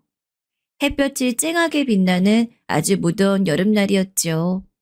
갑자기 작은 공 하나가 저희 집으로 굴러 들어왔습니다. 뭔가 싶어서 제가 공을 집었고 위를 본 순간 꼬마애 하나가 저를 올려다보고 있었습니다. 꼬마애는 제게 공을 달라며 손을 내밀었어요. 이 아이는 어디 개똥밭에서 구르고 온 모양인지 몸에선 이상한 똥냄새가 났고 손엔 더러운 흙이 잔뜩 묻어 있었어요. 전 지나가다 몇 번 보았기에 단번에 이 아이가 옆집 할머니와 같이 사는 손자라는 걸 알아보았습니다. 옆집 할머니는 월세방에 살면서 힘든 일 하는 제 처지가 안타까웠는지 자는 방 제 문을 두드려 김치를 놓고 가고 밥도 해주시는 아주 좋은 분이었습니다. 시골에서 만난 분 중에 유일하게 저를 챙겨주시는 분이었지요. 지훈아, 들어와라. 그때 할머니의 목소리가 들렸고 전 가보라며 꼬맹이의 등을 떠밀었습니다. 꼬맹이는 가는 걸음도 씩씩했습니다. 꼬맹이와는 그 후에도 계속해서 만나게 되었어요. 노가다를 뛰기 위해 잠시 밖에 나와 신발끈을 고쳐 묶을 때도, 술병을 들고 집에 돌아왔을 때도 어느 길목에서든 꼬맹이를 마주치곤 했습니다. 신기하게도 꼬맹이는 늘 제 사정거리 안에 있었습니다. 또 이 꼬맹이에겐 독특한 점이 하나 있었는데 바로 스님도 못할 것 같은 부동의 자세로 몇 시간 동안 대문을 보는 거였습니다. 너 왜 자꾸 대문만 바라보고 있어? 거기 뭐 먹을 거라도 숨겨놨냐? 엄마를 기다려요. 엄마? 엄마란 말에 전 잠시 놀랐습니다. 예전에 할머니가 김치를 갖다 주면서 하는 말이 생각났기 때문이었어요. 엄마 없는 손자를 기르고 있다고 하셨던 말이었죠. 전 잠시 당황하다 알았다고 한 뒤 나중에 할머니 집에 다 먹은 죽그릇을 들고 방문했을 때 슬그머니 물어보았어요. 할머니 손자 지훈이 엄마가 여기 와요? 내 자식 죽자 애 버리고 간 년이야. 입에 담지도 말어. 지훈이한테 말할 수가 없어 냅둔 거니까. 그때 마침 엄마를 기다린다고 하며 마루에 앉아있는 지훈이의 뒷모습과 할머니의 노쇠한 어깨가 눈에 들어왔습니다. 엄마가 오지 않을 줄도 모르고 엄마를 기다리는 손자와 그런 손자를 안타까운 마음으로 보는 할머니의 모습이 어쩐지 조금 처량하게도 느껴졌습니다. 그저 저는 할머니의 주위를 돌리기 위해 마당에 가득 쌓인 폐지를 가리켰어요. 근데 할머니, 이건 뭐예요? 어제 준 폐지들이야. 고물상에 갖다 줘야 해. 어제 이걸 다 주우셨어요? 할머니가 준 폐지양은 꽤 상당했습니다. 저걸 줍기 위해 한여름에도 하루 종일 리어카를 끌고 다니셨을 게 분명했습니다. 저걸 보자 저도 모르게 한숨이 새어나왔어요. 할머니, 내일은 저 일 쉬는 날이니까 제가 갈게요. 하지만 제 제안에 할머니는 예상대로 단칼에 거절했습니다. 됐어. 일 쉬면 쉬어야지. 못하러 와. 그러나 저는 할머니의 만류에도 불구하고 다음날 할머니 집으로 가 리어카를 끌고 나왔습니다. 그런데 갑자기 꼬맹이가 나와 자기도 같이 가게 해달라고 조르는 거였어요. 너는 이 일 힘들어서 못해. 자식아, 집에서 할머니 도와주고 있어. 싫어요. 저도 할래요. 할 수 있어요. 녀석은 온순한 얼굴과는 달리 고집이 만만치 않았습니다. 계속 할 수 있다고 데려가 달라고 떼를 쓰는데 나중엔 제 바지가랑이까지 붙잡을 기세였어요. 결국 전 알겠다며 고개를 끄덕였고 녀석은 제 허락에 곧바로 신이나 쫑알거리며 걷기 시작했습니다. 배지를 줍는 건 생각보다 쉽지 않았습니다. 하지만 녀석은 씩씩해 보였습니다. 녀석은 폐지를 줍는 게 마치 봄소풍이라도 나온 일이라도 되는 것처럼 콧노래를 흥얼거렸고 폐지도 씩씩하게 주워나갔습니다. 전 녀석이 다치지 않을까 조마조마하여 같이 일을 시작했지만 지훈인 똑부러지게 폐지 줍는 장소도 알았고 저보다 끈도 잘 묶었습니다. 그런 녀석 덕분인지 시간이 지나자 처음의 힘듦이 사라졌고 웃음이 많아졌습니다. 돌아오는 길에 녀석은 어느새 제 리어카에 올라타고 있었고 저는 녀석의 무게로 더 무거워진 리어카를 끌면서 녀석의 머리를 쓱쓱 쓸어주고 있었지요. 그때 전 지훈이와 처음으로 아주 많이 함께 웃었고 친해졌어요. 집으로 돌아가니 할머니는 피곤한 몸을 이끌고 저희를 마중 나와 있었습니다. 전 할머니가 꽤 오래전부터 나와 있었을 것 같아 뭐하러 나왔냐 구박 아닌 구박을 했지만 할머니는 걱정스러운 얼굴로 절 바라보며 제 얼굴에 흐른 땀을 손으로 훔쳐주었습니다. 순간 그 다정함에 전 잠시 멈칫했고 멋쩍은 마음에 전혀 안 힘들었다며 내 나이가 몇 개인데 이게 힘들겠냐고 강한 척을 하면서 지훈이 리어카에서 내려줬습니다. 그때였어요. 할머니께서 땀으로 범벅된 제 옷자락을 붙잡으며 말했습니다. 밥 먹고 가. 삼촌, 우리 집에서 뭐 먹고 가. 지훈이가 저를 뜬금없이 갑자기 삼촌이라 불렀고 전 당황했지만 지훈이의 손길에 끌려 집 안으로 들어갔어요. 할머니는 이미 나물 반찬과 고봉밥으로 한상을 차려놓고 있었습니다. 그리고 지훈이가 잠에 들고 어둠이 내려앉은 밤 시간이 되어 전 할머니와 깊은 이야기를 나누게 되었어요. 전 조심스레 할머니가 어떻게 사시는지 물었고 할머니는 허심탄회한 얼굴로 입술을 떼셨습니다. 얘기를 들어보니 할머니는 할아버지가 몇 해 전 세상을 떠난 이후 생활이 더 어려워졌다고 했습니다. 그래서 농사를 짓고 싶어도 힘이 없고 지금은 나라에서 나오는 보조금과 폐지줍기로 생활을 하고 있다고 하셨어요. 자식들은 명절 때 내려오면 돈 많이 벌어 다달이 돈을 주겠다고 도움을 주겠다고 했지만 한 번도 약속을 지킨 적이 없다고 했습니다. 어쩌다 한 번 힘겹게 말을 꺼내면 자기들도 살기 힘든데 꼭 보채야겠냐고 화를 냈다고요. 강해 보이셨던 할머니는 그 얘기를 꺼내며 눈물을 지으셨습니다. 그리고 할머니의 눈길은 지훈이에게로 향했어요. 내가 지훈이를 키워야 하는데 나 아니면 이 어린애가 뭘 먹고 살겠어. 저 가여운 것을 어쩌면 좋아. 그래도 먹여야지. 어떻게든 먹여 살려야지. 저는 그날 할머니의 눈물 속에서 그간 겪었던 손자를 먹이기 위해 고생과 힘듦, 또 노쇠한 몸이기에 아무것도 할 수 없는 자신에 대한 무력감과 고통을 읽을 수 있었습니다. 그리고 그간 할머니가 저 꼬맹이를 챙기느라 얼마나 힘드셨을지 생각하니 마음이 아려왔습니다. 옆집인데 한번 들여다보기라도 했으면 좀 챙겨주기라도 할걸.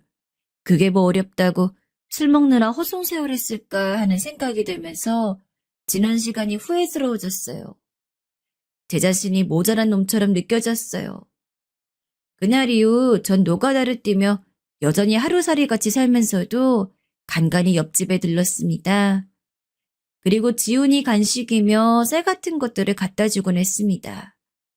물론 저도 버는 돈 없는 빈털터리이긴 마찬가지였지만 그래도 이런 거라도 갖다 줘야 마음이 편해지고 잠도 오는 것 같았습니다.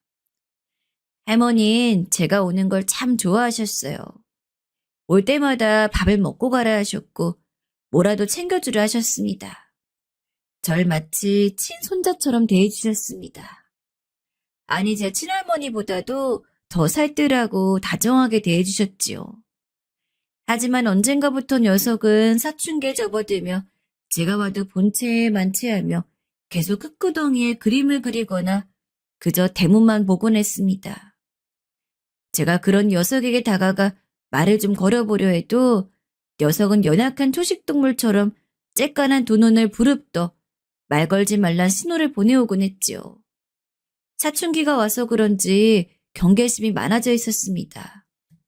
그 사이 할머니는 폐지 줍는 일을 관두시고 남의 집 살이를 하기 시작했고 지훈인 중학생이 되어 있었습니다.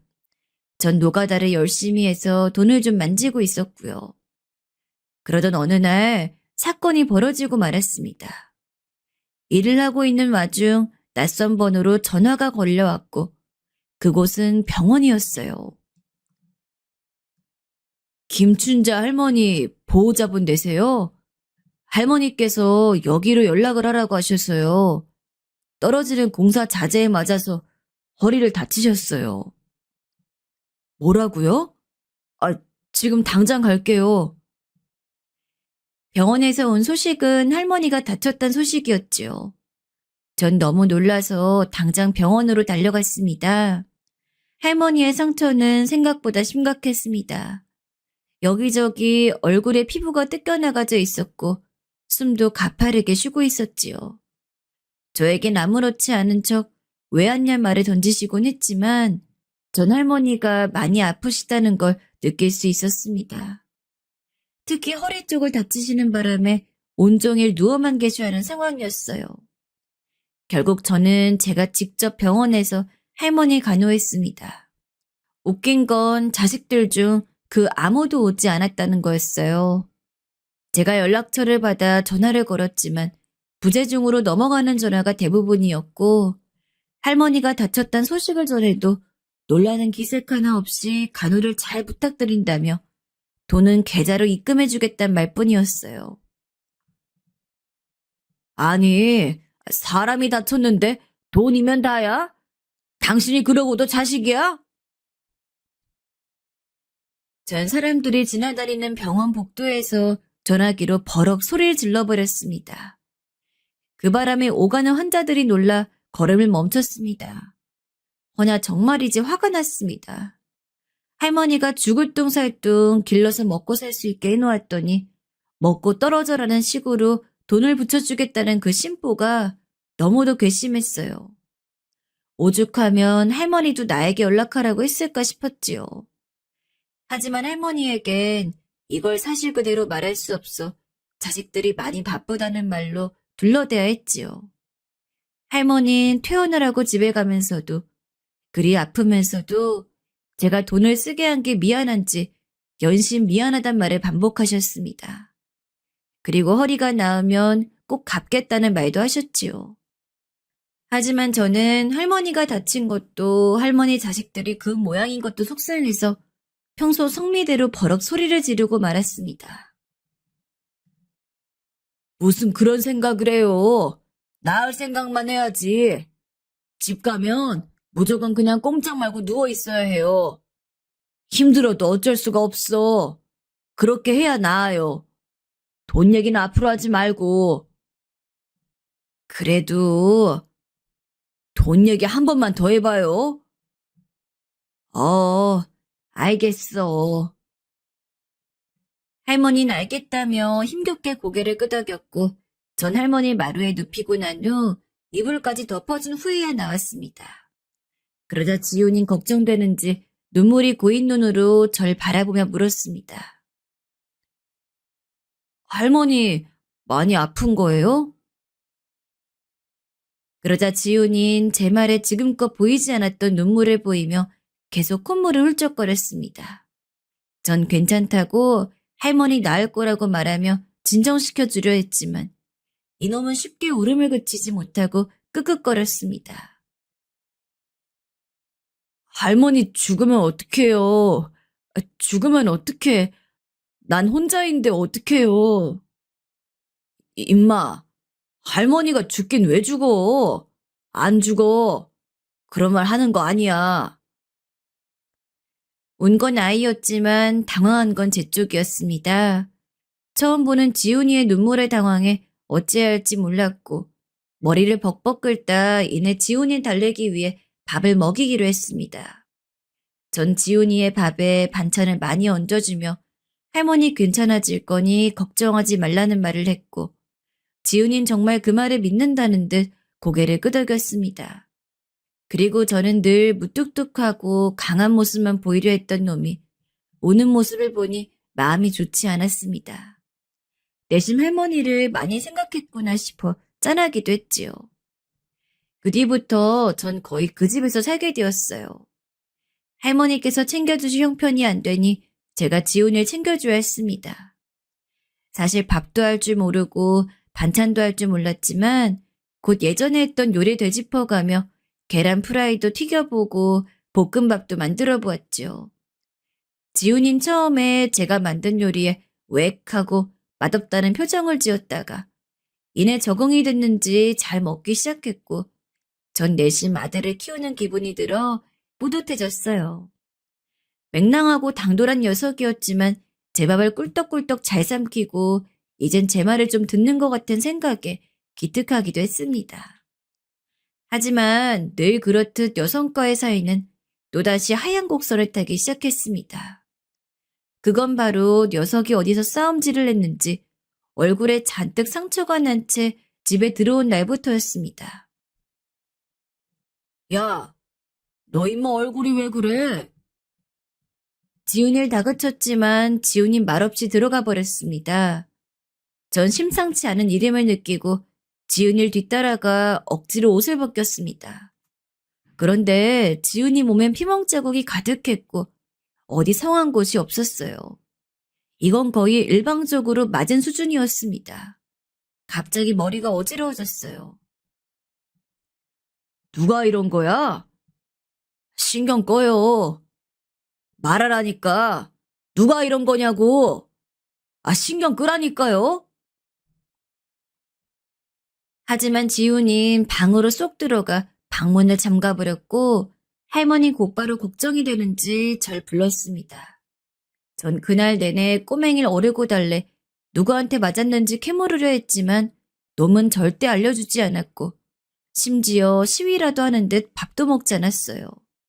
전 녀석이 계속 이렇게 안 먹다 탈이라도 날까 싶어 뭐라도 먹이려 했지만 그럴수록 녀석은 더 반항하듯 먹지 않았습니다. 야! 결국 참다 못한 제가 지훈이에게 소리를 질렀고 지훈인 제 목소리에 겁을 먹었는지 몸을 살짝 떨었습니다.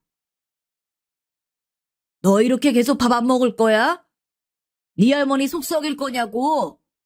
어른이 하는 말이 말 같지가 않어? 그럴 거면 나가 살아 이놈아.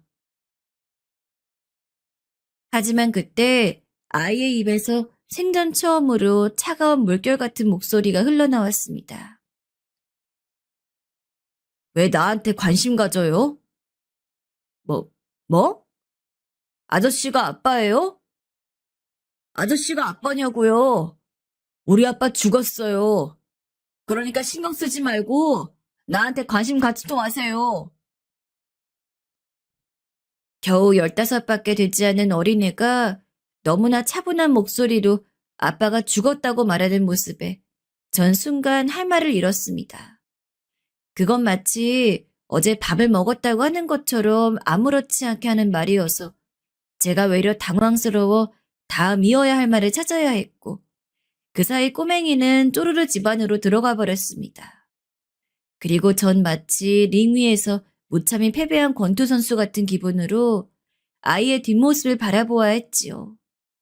저는 그 뒤로 지훈이에게 말을 걸기가 조심스러워졌고 사이는 더 서먹해졌습니다. 그리곤 저도 점점 지훈이와의 싸움에 지쳐가 이젠 그 애가 밖에서 쌈박질을 하든 뭘 하든 내버려 두었습니다. 어차피 내 자식도 아닌데 됐어. 머리 복잡하게 신경 쓰지 말자 하는 생각으로 그냥 밥만 차려주고 할머니 병간호만 해주고 있었어요.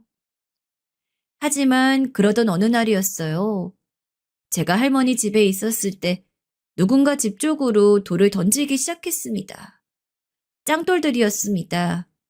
그리고 그 돌은 아슬아슬하게 제 머리통을 스쳐 지나가 대구르르 집 마당에 떨어졌습니다. 갑작스러운 돌 폭격에 할머니도 놀라 밖을 바라보았지요. 그때 몇몇 아이들이 담장 위로 기어올라 킥킬거리고 있는 게 보였습니다. 이놈들아! 고만 안 둬? 하지만 아이들은 제가 소리를 지르면 지를수록 더 재미있는지 돌을 던져대기 시작했습니다. 그런데 돌을 던져 맞히려는 대상은 제가 아니었어요. 바로 옆에 있던 지훈이었죠. 지훈인 이미 알고 있다는 듯 차가운 눈길로 그쪽을 바라보았습니다. 그 순간 돌 하나가 지훈이의 물렁한 배에 푹 꽂혔고 지훈인 비명을 지르며 옆으로 쓰러졌어요.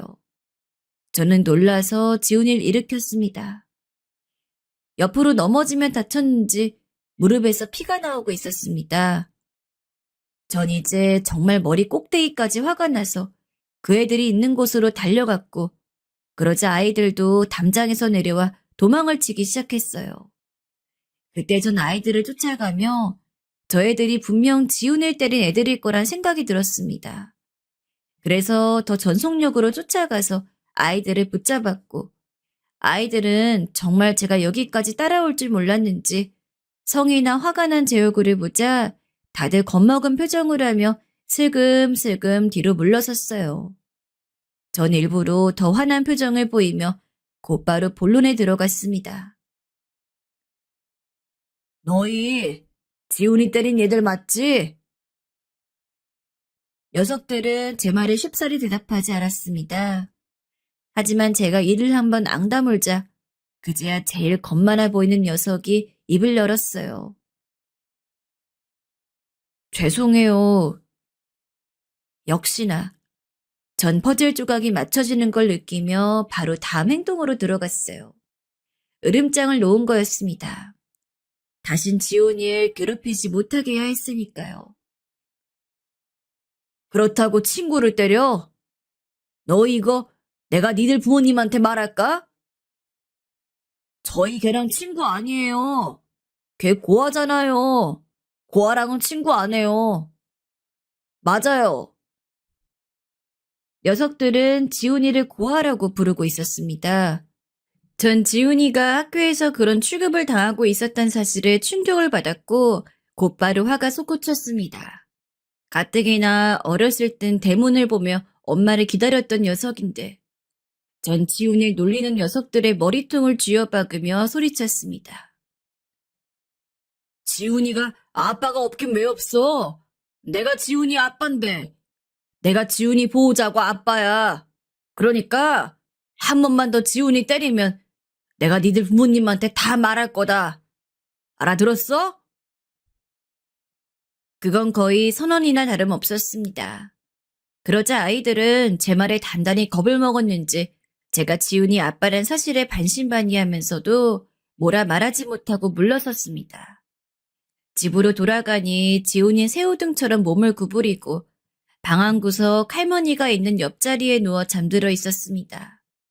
저는 그런 지훈이를 보며 주저앉듯 앉아 한참 녀석의 모습을 바라보았습니다. 녀석은 상처 입은 얼굴로 새근새근 숨을 쉬고 있었고 그 모습은 제가 알던 어렸을 적 지훈이의 모습 같았어요.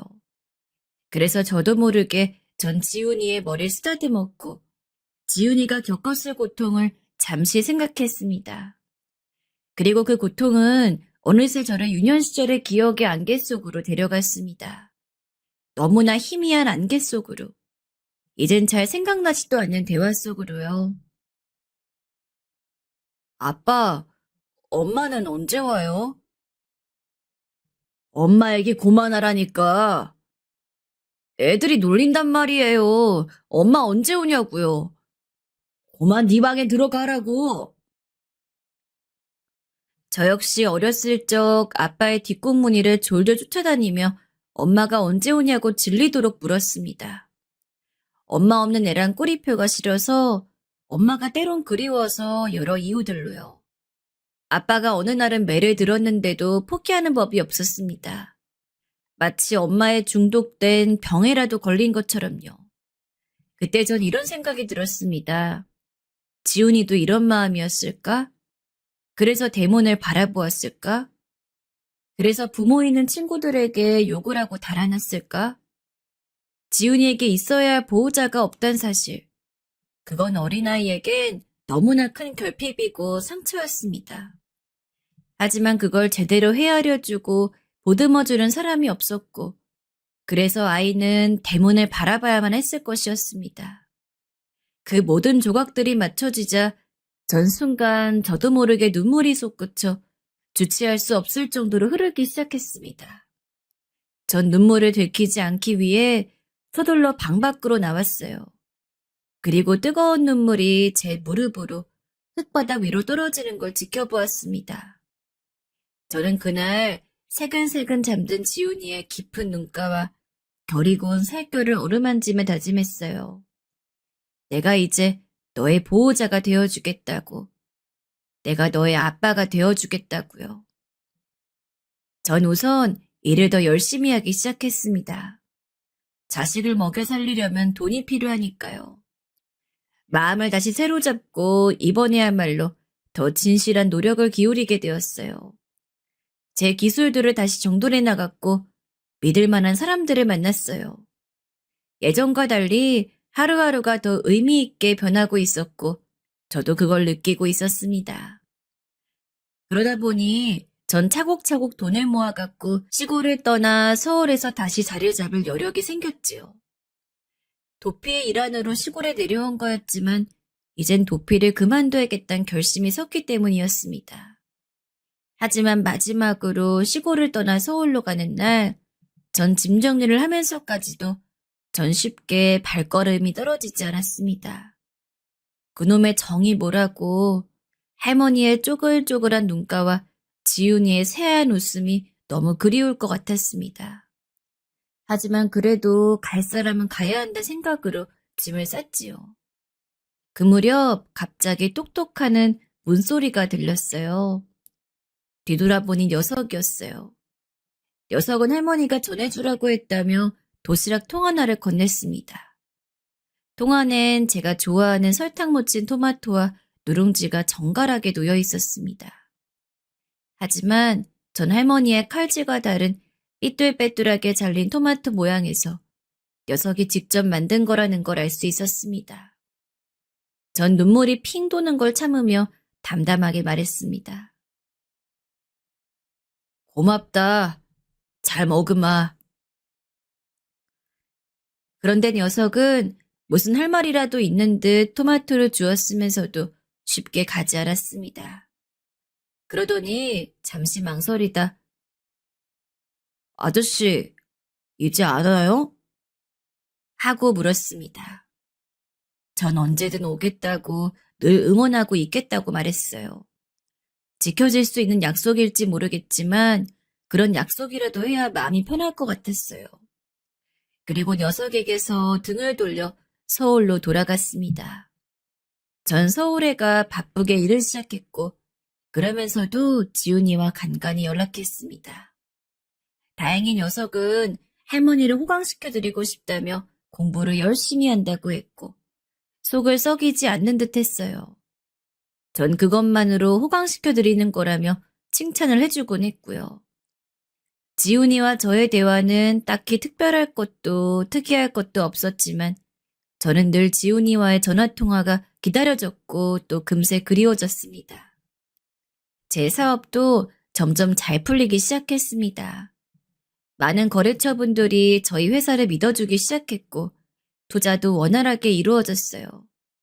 그리고 그 무렵 착하고 좋은 여자를 만나 결혼을 약속하게 되었고 아이까지 낳아 드디어 원하던 가정의 울타리를 만들었습니다. 모든 게 안정적이 되어가고 있었습니다. 그러나 마음 한켠 전 항상 그 시골집을 생각하고 염려하고 지훈을 생각했습니다.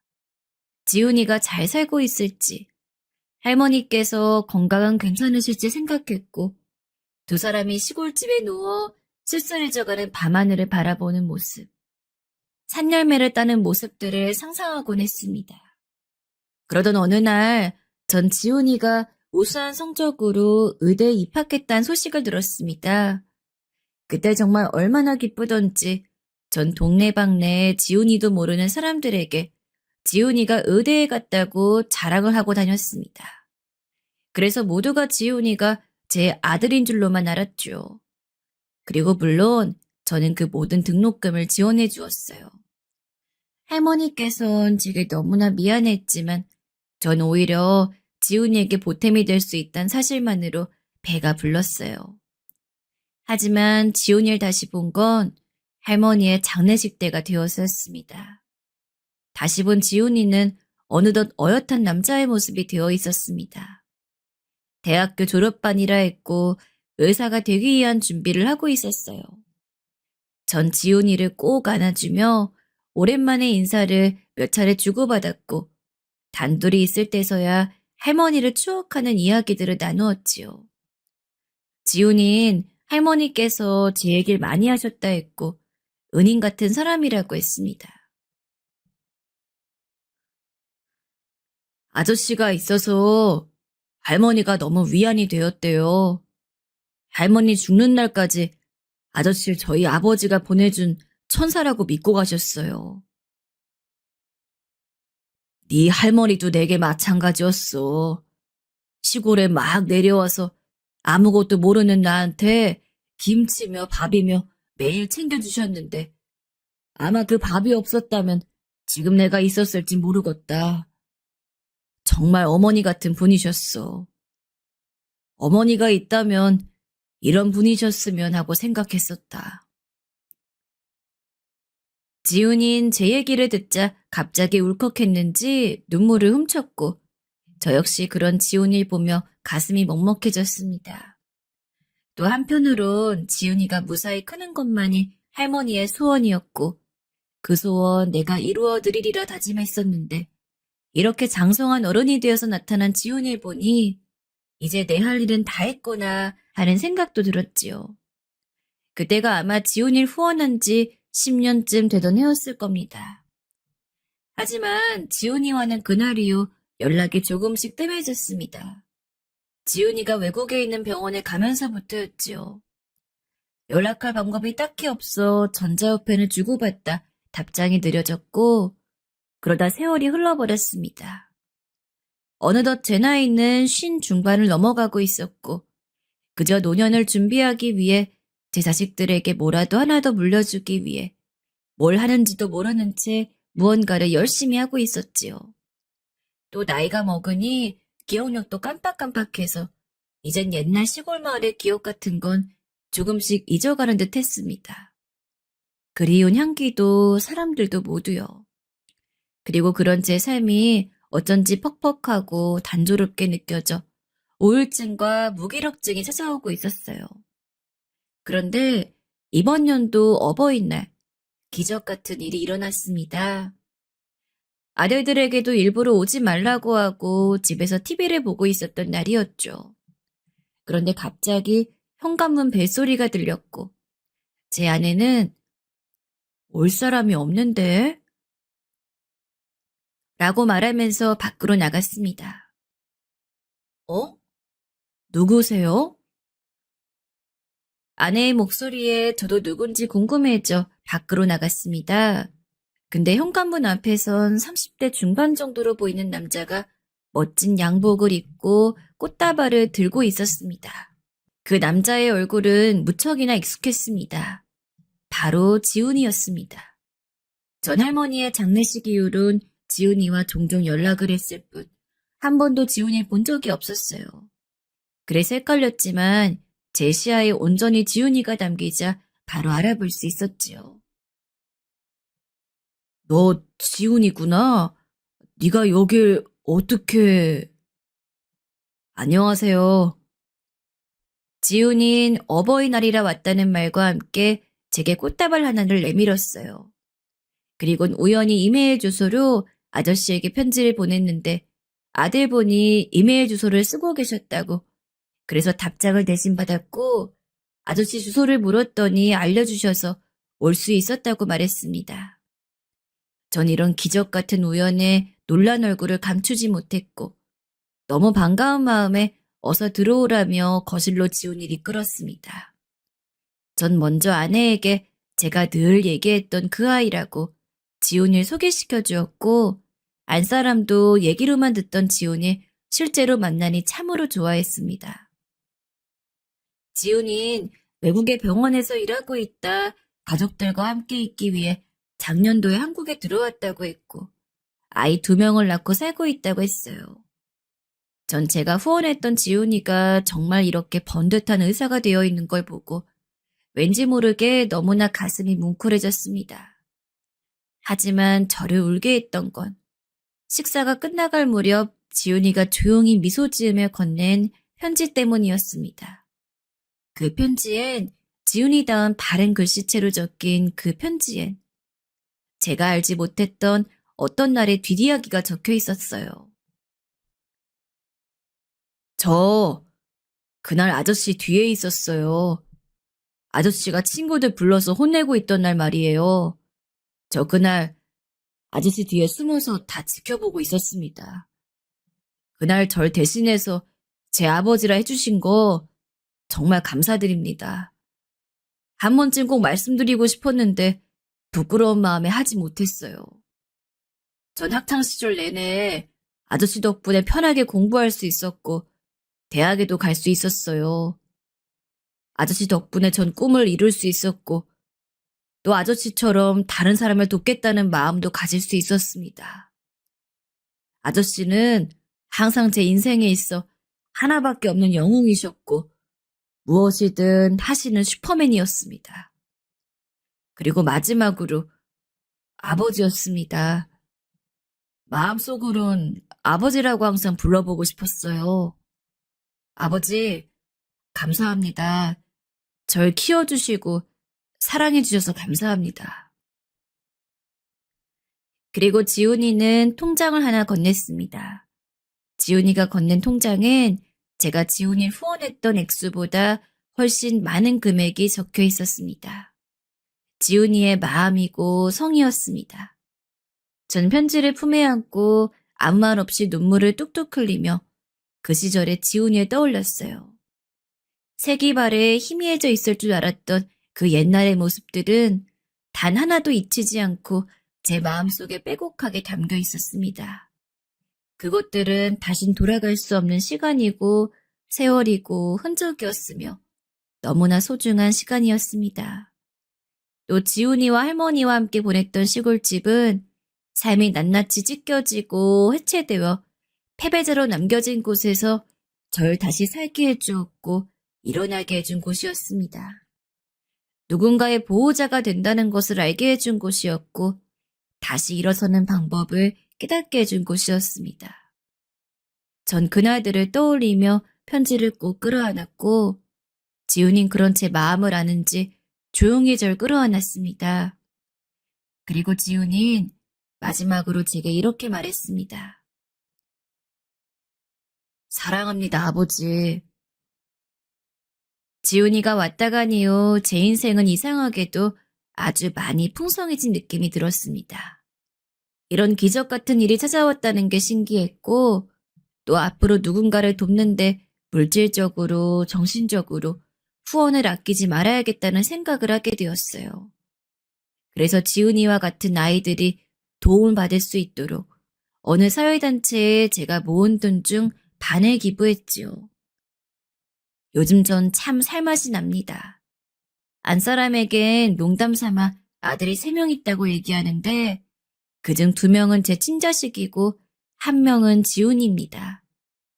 내일은 지훈이와 지훈이처를 만나 간단히 밥을 먹기로 했습니다. 벌써부터 옛날 얘기들을 나눌 생각에 마음이 설레어지네요. 제 기적 같은 이야기는 여기까지입니다. 여러분들에게도 과거의 소중한 인연을 다시 만날 날이 오기를 간절히, 아주 간절히 바랍니다. 항상 좋은 일만 가득하길 기도하고 있겠습니다. 감기 모두 조심하세요.